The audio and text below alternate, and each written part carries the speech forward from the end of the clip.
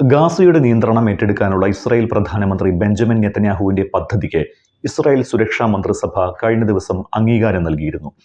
അപ്പോൾ ഇനി ഗാസയിൽ സൈനിക നടപടി ഉണ്ടാകാനുള്ള സാധ്യതയുണ്ടോ? എന്തായിരിക്കും ഇനി ഗാസയിൽ സംഭവിക്കുക? എന്ത് വേണമെങ്കിലും സംഭവിക്കാം. ഇപ്പൊ തന്നെ ഒരു ഫുഡ് ഡ്രോപ്പ് ചെയ്തിട്ട് ആളുകൾ മരിക്കുകയാണ്.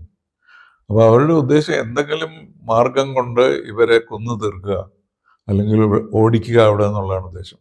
ഗാസ ഏറ്റെടുക്കുന്നുള്ളത് 2 ദിവസം മുമ്പേ ഇസ്രായേൽ പറഞ്ഞു തുടങ്ങിയിട്ടുള്ളൂ. ഇതിനു മുമ്പ് അത് പറഞ്ഞിട്ടില്ല. പാലസ്തീനുകൾക്കും അവിടെ താമസിക്കാം എന്നുള്ള ഒരു പൊസിഷനായിരുന്നു. അവരെ മറ്റുള്ളവരിടത്തേക്ക് മാറ്റാൻ ശ്രമിച്ചു. മറ്റുള്ള രാജ്യങ്ങളോട് എടുത്തോളം പറഞ്ഞു, ഇന്തോനേഷ്യ എടുക്കണം എന്നൊക്കെ പറഞ്ഞ്. കാരണം ട്രംപിൻ്റെ ഒരു ഐഡിയൽ സിറ്റുവേഷൻ ഗാസയെ ഒരു റിസോർട്ടാക്കി മാറ്റുക എന്നുള്ളതാണ്. അതിന് അദ്ദേഹത്തിൻ്റെ മകന് താല്പര്യമുണ്ട്. അപ്പോൾ അതാണ് ഇസ്രായേൽ നേടിയെടുക്കാൻ പോകുന്നത്. അവരത് ഒഴിപ്പിച്ച് കഴിഞ്ഞാൽ, മുഴുവൻ പാലസ്തീനിയൻസിനെയും പുറത്താക്കി കഴിഞ്ഞാൽ അതൊരു റിസോർട്ടായി മാറ്റാമെന്നുള്ളതാണ് ആഗ്രഹം. പക്ഷേ അത് നടക്കുമെന്ന് എനിക്ക് തോന്നുന്നു. ഹമാസിനെ നശിപ്പിക്കുന്നതിനായി ഗാസ മുനമ്പിന്റെ പൂർണ്ണ നിയന്ത്രണം ഇസ്രായേൽ ഏറ്റെടുക്കുകയും ഒടുവിൽ ഭരണം സൗഹൃദ അറബ് രാജ്യങ്ങൾക്ക് കൈമാറുകയും ചെയ്യും എന്നാണ് നെതന്യാഹു നേരത്തെ പറഞ്ഞിട്ടുള്ളത്. ഇതിനുള്ള സാധ്യത എത്രത്തോളമുണ്ട്? അതിനും സാധ്യതയൊന്നുമില്ല. അറബ് രാജ്യങ്ങൾ പാലസ്തീൻ സ്റ്റേറ്റ് സ്ഥാപിച്ചു കഴിഞ്ഞാലേ സമാധാനം സ്ഥാപിക്കുകയുള്ളൂ ഇസ്രായേലുമായിട്ട്.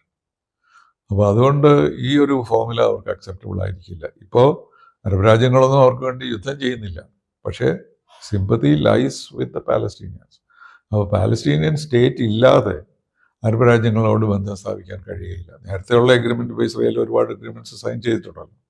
അതൊക്കെ eventually Palestine will be a state എന്നുള്ള ഒരു വിശ്വാസത്തോടു കൂടിയാണ്. ഗാസ പിടിച്ചെടുക്കാനുള്ള ഇസ്രായേൽ നീക്കത്തെ Saudi Arabia, Jordan, Turkey, Australia ഉൾപ്പെടെയുള്ള രാജ്യങ്ങൾ അപലപിച്ചിട്ടുണ്ട്. അപകടകരമാണ് എന്നാണ് ഈ ഒരു നീക്കത്തെ UN-ഉം പറഞ്ഞിരിക്കുന്നത്. ബ്രിട്ടനും ഫ്രാൻസും കാനഡയും സ്വതന്ത്ര പലസ്തീനെ അംഗീകരിക്കണമെന്ന നിലപാടിലുമാണ്. അപ്പോൾ ഗാസയിൽ ഇസ്രായേലിന്റെ പദ്ധതികൾ വിജയിക്കില്ലേ? അല്ല, എനിക്ക് തോന്നുന്നത് ഇസ്രായേൽ വിജയിക്കുമെന്നാണ്. ഇതുകൊണ്ട് ആംസ് കൊണ്ട് വിജയിക്കാൻ സാധ്യതയുണ്ട് എന്ന് വിചാരിച്ച് എല്ലാ പാലസ്തീനിയൻസിനെയും പുറത്താക്കാൻ സാധിക്കുമെന്ന് എനിക്ക് തോന്നുന്നില്ല. ഇത് എത്രമാത്രം ആളുകളെ കൊല്ലും എന്നുള്ളതനുസരിച്ചിരിക്കുന്നു. ഒരു സമയത്ത് അത് നിർത്തേണ്ടി വരും. അപ്പോഴും പാലസ്തീനിയൻകാർ അവിടെ തന്നെ കാണുകയും ചെയ്യും. അപ്പോൾ അവരുടെ ആഗ്രഹം അത് സാധിക്കാൻ പോകുന്നില്ല. പക്ഷേ എന്നാലും അതാണ് അവർ അത്രയും കൂടുതൽ പാലസ്തീനിയൻസിനെ കൊന്നിട്ട് ബാക്കിയുള്ളവരെ പുറത്താക്കുക എന്നുള്ളൊരു സ്ട്രാറ്റജിയാണ്.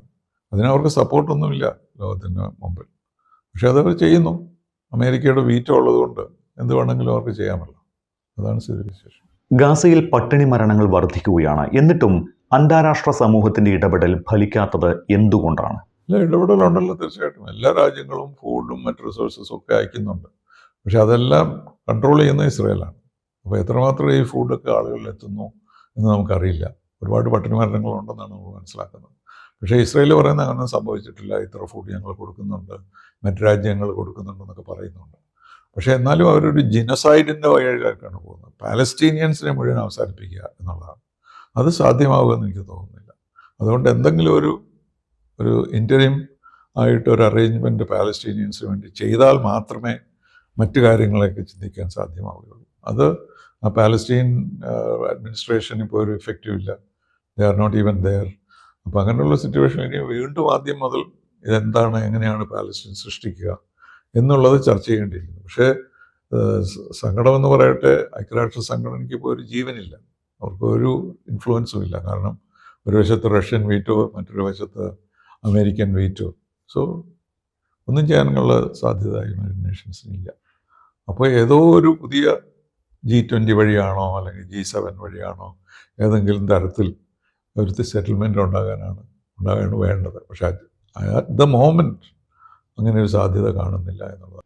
ഇന്ത്യ റഷ്യ ബന്ധം കൂടുതൽ ദൃഢമാകുന്നതിനിടെ ഓഗസ്റ്റ് 15 റഷ്യൻ പ്രസിഡന്റ് വ്ളാഡിമിർ പുടിനുമായി ട്രംപ് കൂടിക്കാഴ്ച നടത്താൻ പോകുകയാണ്. ഉക്രൈൻ യുദ്ധം അവസാനിക്കാനുള്ള സാധ്യത കാണുന്നുണ്ടോ? ഇപ്പോഴങ്ങനെ ഉണ്ട്. അതാണ് നമ്മൾ മനസ്സിലാക്കുന്നത്. കാരണം ഇവർ രണ്ടുപേരും കൺസൾട്ട് ചെയ്യുന്നത് മാത്രമല്ല, സെലൻസ്കിയുടെ അടുത്ത സ്റ്റേജിൽ സെലൻസ്കിയോട് ഇൻവൈറ്റ് ചെയ്യാനും കൂടെ ശ്രമിക്കുന്നുണ്ട്. അപ്പോൾ അതൊരു ഫൈനൽ സൊല്യൂഷനിലേക്കാണ് നീങ്ങുന്നതെന്ന് എനിക്ക് തോന്നുന്നു. യുക്രൈൻ റഷ്യ യുദ്ധം. സാറേ, ഈ പ്രസിഡന്റ് ഡൊണാൾഡ് ട്രംപ് ഇന്ത്യക്കെതിരെ ചുമത്തിയ തീരുവ അമേരിക്കയ്ക്ക് തന്നെ വലിയ തിരിച്ചടിയാകുമെന്ന് അമേരിക്കൻ മുൻ സുരക്ഷാ ഉപദേഷ്ടാവ് ജോൺ ബോൾട്ടൺ ഉൾപ്പെടെ അഭിപ്രായപ്പെടുന്നുണ്ട്. ശരിക്കും ട്രംപിന്റെ തീരുവ US-ന് ബൂമറാങ് ആകുമോ? അത് തീർച്ചയായിട്ടും ഇൻ്റർനാഷണൽ ട്രേഡ് റെഗുലേഷൻസിനെ തന്നെ ചാലഞ്ച് ചെയ്യുന്ന ഒരു പ്രവൃത്തിയാണ് പ്രസിഡന്റ് ട്രംപ് ചെയ്തിരിക്കുന്നത്. അത് അദ്ദേഹം മുഴുവനും ചിന്തിച്ചിട്ടോ അതിൽ നിന്ന് എന്താണ് യുണൈറ്റഡ് സ്റ്റേറ്റ്സിനുള്ള ഗുണം എന്താണെന്നോ ലോകത്തിനുള്ള ഗുണം എന്താണെന്നോ അദ്ദേഹം തീർച്ചയായിട്ടും നോക്കിയിട്ടില്ല. അപ്പോൾ ഒരു ടേബിൾ വെച്ചിട്ട് എല്ലാവരെ കൊണ്ടും ട്രേഡ് എഗ്രിമെൻറ്റിന് സമ്മതിക്കാൻ വേണ്ടിയുള്ള ഒരു ഉപകരണമായിട്ടാണ് അദ്ദേഹം ഉപയോഗിക്കുന്നത്. കാരണം നമ്മളൊരു ട്രേഡ് എഗ്രിമെൻറ്റിന് ചർച്ച തുടങ്ങിയതാണ് ഈ ടാരിഫ് വരുന്നതിന് മുമ്പ് തന്നെ. അപ്പോൾ നമ്മൾ വിചാരിച്ചിരുന്നത് ആ ട്രേഡ് എഗ്രിമെൻറ്റ് തീരുമ്പോൾ തയ്യാറാകുമ്പോൾ പിന്നെ ഈ ടാരിഫ് ഒന്നും നമ്മൾ അപ്ലൈ ചെയ്യില്ല എന്നുള്ളതാണ്. അങ്ങനെ അദ്ദേഹം പലർക്കും ഓഫർ ചെയ്തിട്ടുണ്ട് ട്രേഡ് എഗ്രിമെൻറ്റ് വേണമെന്ന്. അപ്പോൾ ഇത് ഇങ്ങനെ തന്നെ ഇത് ഉപയോഗിക്കപ്പെടും അല്ലെങ്കിൽ എന്നുള്ള ഉദ്ദേശത്തോടു കൂടിയല്ല അദ്ദേഹം ചെയ്തിരിക്കുന്നത്. ഇതൊരു നെഗോഷിയേറ്റിംഗ് ടാക്റ്റിക്കാണ്. അപ്പോൾ എല്ലാവരും കൺസെഷൻ ചെയ്തതുകൊണ്ട് ഈ ട്രേഡ് എഗ്രിമെൻറ്റിൽ കൺസെഷൻ ചെയ്തവർക്ക് ഇത് ആപ്ലിക്കബിൾ അല്ല. ഇപ്പോൾ നമ്മുടെ കാര്യത്തിൽ നമ്മൾ വളരെ അടുത്തൊരു എഗ്രിമെൻറ്റിനുള്ള ചാൻസസ് ഉണ്ടായിരുന്നു നമ്മുടെ എഗ്രിമെൻറ്റിൽ. പക്ഷേ ഈ അഗ്രികൾച്ചറൽ പ്രോഡക്ട്സിൻ്റെ കാര്യത്തിൽ ഇന്ത്യ വളരെ ശക്തമായി നിൽക്കുകയാണ്. അപ്പോൾ അതുകൊണ്ട് നമ്മുടെ ട്രേഡ് എഗ്രിമെൻറ്റ് ഡിസ്കഷൻസ് മുന്നോട്ട് പോയില്ല. അപ്പോൾ അത് കാരണം നേരത്തെ അദ്ദേഹം പറഞ്ഞതുപോലെ 25%, അത് കഴിഞ്ഞ് പിന്നെ ഈ റഷ്യൻ ഓയിൽ വാങ്ങിയതിൻ്റെ 25%, ഇനി കൗണ്ടർ വെയിലിംഗ് ആയിട്ട് വേറെയും ഒക്കെ അദ്ദേഹം ഇന്ത്യയോട് പ്രപ്പോസ് ചെയ്തിരിക്കുന്നു. അപ്പോൾ അതിൽ ഉദ്ദേശിക്കുന്നത് ഒരു പ്രഷർ ടാക്റ്റിക്കാണ്. നമ്മൾ ആ ട്രേഡ് എഗ്രിമെൻറ്റിൽ നമ്മൾ അഗ്രികൾച്ചറൽ പ്രോഡക്ട്സിന് ഉള്ള നിയമങ്ങൾ മാറ്റണമെന്നാണ് അദ്ദേഹം ആഗ്രഹിക്കുന്നത്. അത് നമ്മുടെ പ്രധാനമന്ത്രി വളരെ ശക്തമായി പറഞ്ഞിട്ടുണ്ട്. ഇത് കർഷകരുടെ മുക്കുവന്മാരുടെ അതുപോലെയുള്ള പാവങ്ങൾക്ക് വേണ്ടിയുള്ള ഒരിതാണ്. അതുകൊണ്ട് അതിൽ ഞങ്ങളത് ഒരു വിട്ടുവീഴ്ചയും വരുത്തുകയില്ല എന്ന് പറഞ്ഞു. അപ്പോൾ ആ കാരണം കൊണ്ടാണ് അദ്ദേഹം വിചാരിക്കുന്നത് അത് ഇതിന് അമേരിക്കയ്ക്ക് പ്രയോജനകരമാകുമോ ഇല്ലയോ എന്നുള്ള ഒരു ചിന്തയിലേക്ക് അദ്ദേഹം പോയിട്ടില്ല എന്നാണ് നമ്മൾ മനസ്സിലാക്കേണ്ടത്. അതെല്ലാം ഈ ചർച്ചകളെല്ലാം കഴിഞ്ഞ് ട്രേഡ് എഗ്രിമെൻ്റ് ഒക്കെ വന്നു കഴിയുമ്പോൾ അത് ഇത് റിവൈസ് ചെയ്യുമെന്നാണ് ഞാൻ വിചാരിക്കുന്നത്. ഇപ്പോൾ തൽക്കാലം അമേരിക്കയ്ക്ക് വലിയ നഷ്ടമൊന്നും വന്നിട്ടില്ല. ഇൻഫ്ലേഷൻ വളരെ കൂടുമെന്ന് പറഞ്ഞിട്ട് 2.4% ആയിട്ടുള്ളൂ ഇതുവരെ. ബിക്കോസ് മുഴുവനും പ്രാബല്യത്തിൽ വന്നിട്ടില്ലെങ്കിൽ പോലും ഇപ്പോഴത്തെ ഇൻഫ്ലേഷൻ റേറ്റ് 2.4% ഉള്ളൂ. അത് കുറവാണ് ആക്ച്വലി. അപ്പോൾ ഇത് വരുമ്പോൾ ടാരിഫ് വരുമ്പോൾ വില കൂടും, ഇൻഫ്ലേഷൻ വരും. അപ്പോൾ അതായിരിക്കും ആദ്യത്തെ റിയാക്ഷൻ വരിക. അപ്പോൾ അത് അദ്ദേഹത്തിന് മാനേജ് ചെയ്യേണ്ടി വരും. അപ്പോൾ അത് അന്നേരം ആലോചിക്കാം എന്നുള്ള മട്ടിലാണ് അദ്ദേഹം വിട്ടിരിക്കുന്നത്. അപ്പോൾ ഇത് യഥാർത്ഥത്തിൽ അമേരിക്കയ്ക്ക് ഗുണമുണ്ടാകുമോ ഇല്ലെന്നുള്ള ആലോചിച്ചിട്ടല്ല, പക്ഷേ എല്ലാവരെയും ട്രേഡ് എഗ്രിമെൻറ്റ് റെഷീമിലേക്ക് ഇൻഡിവിജ്വലായിട്ട് കൊണ്ടുവരാനുള്ള ഒരു ശ്രമമാണ്. അമേരിക്കയുടെ ഡോളറിന് ബലക്ഷയമോ തകർച്ചയോ ഉണ്ടാകാനുള്ള സാധ്യതയുണ്ടോ ഇപ്പോഴത്തെ നടപടി മൂലം? ഇല്ല. അദ്ദേഹത്തിൻ്റെ ഭയം ഈ ബ്രിക്സ് കൺട്രീസ് ഉണ്ടല്ലോ, ഇന്ത്യ ഉൾപ്പെടെ ബ്രസീൽ, റഷ്യ, ചൈന, ഒരു ഇഫക്റ്റീവ് അല്ലാത്തൊരു ഓർഗനൈസേഷനായിരുന്നു അത്. അവർ ചില കാര്യങ്ങളൊക്കെ ഡിസ്കസ് ചെയ്യുന്നുണ്ടായിരുന്നു. അതൊരു അമേരിക്കൻ ഇക്കോണമിസ്റ്റ് സജസ്റ്റ് ചെയ്തതാണ് ഈ രാജ്യങ്ങൾ ഒന്നിച്ച് പ്രവർത്തിക്കുന്നത് നന്നായിരിക്കും. പക്ഷേ എന്ത് പറ്റിയെന്ന് വെച്ചാൽ അത് ചൈന അങ്ങ് ഏറ്റെടുത്തു. ബ്രിക്സ് പാസ്സായി കഴിഞ്ഞപ്പോൾ തന്നെ ചൈന ഹെഡ്ക്വാർട്ടേഴ്സ് ചൈനയിലേക്ക് മാറ്റി, ബാങ്ക് ചൈനയിലേക്ക് മാറ്റി. അങ്ങനെ ചൈന ഒരു ഇനിഷ്യേറ്റീവ് എടുത്ത് ബ്രിക്സിനെ അങ്ങ് അഡോപ്റ്റ് ചെയ്തു. ഇതുവരെ അമേരിക്കൻസ് അതിനെപ്പറ്റി ഒരു ക്രിറ്റിസിസം ഇതുവരെ ഉണ്ടായിട്ടില്ല. പക്ഷേ കഴിഞ്ഞ തവണത്തെ ബ്രിക്സ് സമ്മിറ്റിൽ, അത് റഷ്യയിൽ നടന്ന സമ്മിറ്റിലാണ്, ചൈന മുന്നോട്ട് വെച്ച ഒരാവശ്യം ഡോളറൈസ് ചെയ്യുക എന്നുള്ളതാണ്. ഓൾറെഡി ബ്രിക്സ് കൺട്രീസ് അങ്ങോട്ടും ഇങ്ങോട്ടുമുള്ള ട്രേഡിൽ അവരവരുടെ കറൻസിയാണ് ഉപയോഗിക്കുന്നത്. പക്ഷേ ഡോളറിനെ ഇതുവരെ ബാധിച്ചിട്ടില്ല. അപ്പോൾ ആ ഒരു പ്രപ്പോസൽ അവർ കൊണ്ടുവന്നു, ചൈന കൊണ്ടുവന്നു. പക്ഷേ ഇന്ത്യയും റഷ്യയും ഉൾപ്പെടെയുള്ള മറ്റു രാജ്യങ്ങൾ അത് സമ്മതിച്ചില്ല. അപ്പോൾ അതുകൊണ്ട് ആ ഒരു ത്രെറ്റ് ഇല്ല. ബ്രിക്സ് ഒന്നും ചെയ്തിട്ടില്ല അമേരിക്കയ്ക്കെതിരായിട്ട്. പക്ഷേ ബ്രിക്സിനെ എതിർക്കുന്നത് ഈ കാരണം കൊണ്ടാണ്. പൊതുവെ ചൈന അതിനകത്തുണ്ട്, ഇന്ത്യ അതിനകത്തുണ്ട്. അപ്പോൾ ഒരു ബ്രിക്സ് എന്ന് പറയുന്ന ഒരു ആൻറ്റി ഡോളർ ഓർഗനൈസേഷനാണെന്ന് പിക്ചറൈസ് ചെയ്യാണ്. അതിനകത്ത് ഒരർത്ഥവുമില്ല. യഥാർത്ഥത്തിൽ അതൊരു കോഓപ്പറേഷൻ എമംഗ് ദീസ് കൺട്രീസ് എന്നുള്ളത്. അമേരിക്കയായിട്ട് യാതൊരു വിരോധവും അവർക്കില്ല. ഈ ഡോളറൈസേഷൻ തന്നെ ഒട്ടും മുന്നോട്ട് പോയിട്ടുമില്ല. ഇന്ത്യക്ക് തീരുവ ചുമത്തുകയും ചൈനയ്ക്ക് തീരുവ ചുമത്താതിരിക്കുകയും ചെയ്തത് എന്തുകൊണ്ടാണ്? അത് ഇതേ കാരണം കൊണ്ടാണ്. കാരണം നമ്മൾ ട്രേഡ് എഗ്രിമെൻ്റ് ഏകദേശം തയ്യാറായി വരികയായിരുന്നു. അപ്പോൾ തയ്യാറായി വരുന്ന സമയത്താണ് ഈ നമ്മുടെ യുദ്ധം ഉണ്ടായത്, ഇന്ത്യ പാകിസ്ഥാൻ യുദ്ധം. അപ്പോൾ ആ സമയത്ത് അദ്ദേഹം വിചാരിച്ചത് അതിലൊരു വലിയ റോൾ എടുത്തിട്ട് ഇന്ത്യയും പാകിസ്ഥാനുള്ള യുദ്ധം സമാപിച്ചു, അദ്ദേഹം നടത്തി, അതിനൊരു നോബൽ പ്രൈസ് കിട്ടണം എന്നൊക്കെയുള്ള ഒരു ആഗ്രഹത്തോടു കൂടിയാണ് അദ്ദേഹം മുന്നോട്ട് പോയിക്കൊണ്ടിരുന്നത്. പക്ഷെ നമ്മളത് ഒബ്ലൈജ് ചെയ്തില്ല. അദ്ദേഹം അദ്ദേഹമാണ് ഇത് നെഗോഷിയേറ്റ് ചെയ്തത്, അദ്ദേഹമാണ് മീഡിയേറ്റ് ചെയ്തതെന്ന് അദ്ദേഹം പബ്ലിക്കായിട്ട് പറയുകയുണ്ടായി. പക്ഷേ ഇന്ത്യ മീഡിയേഷനെതിരാണ് എല്ലാ കാലത്തും.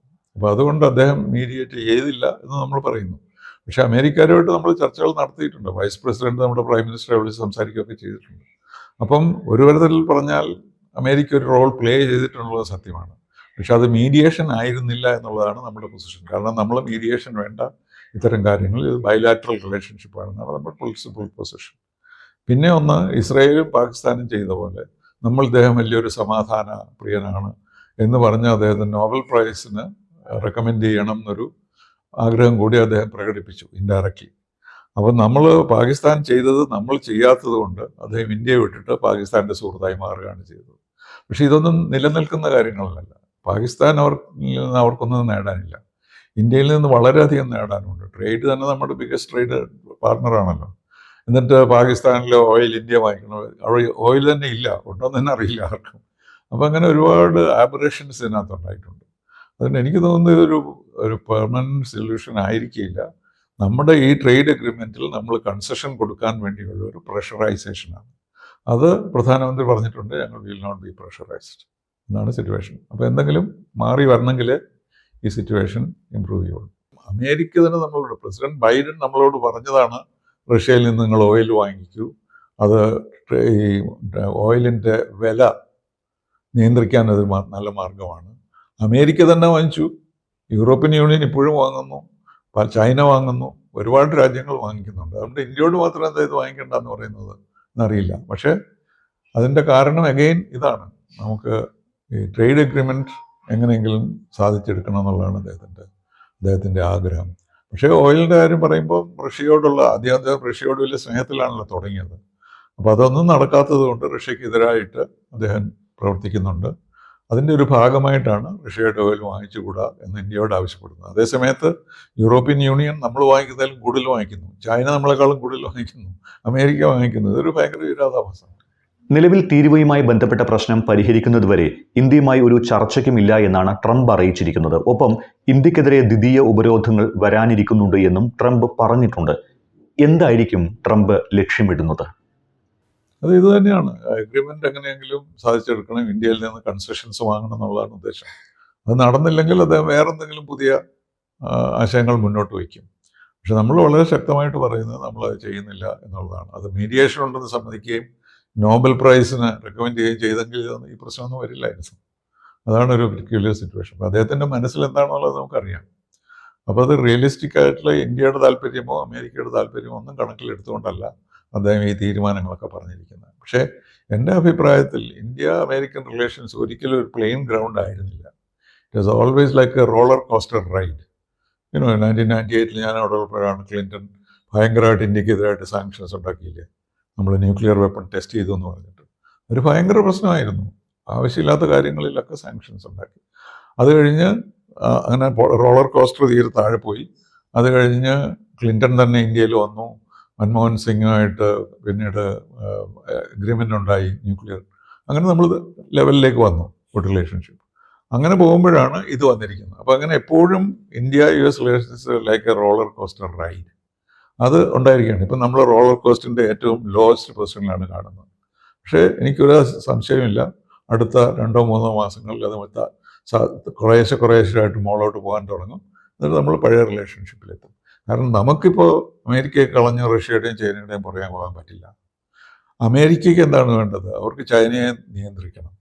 അതിന് റഷ്യയെ കൂട്ടുപിടിച്ച് ചൈനയെ നിയന്ത്രിക്കാൻ ശ്രമിച്ചത്. പക്ഷേ റഷ്യയും ചൈനയുമായിട്ടുള്ള എഗ്രിമെൻ്റ് ഉള്ളതുകൊണ്ട് റഷ്യ കോപ്പറേറ്റ് ചെയ്തില്ല.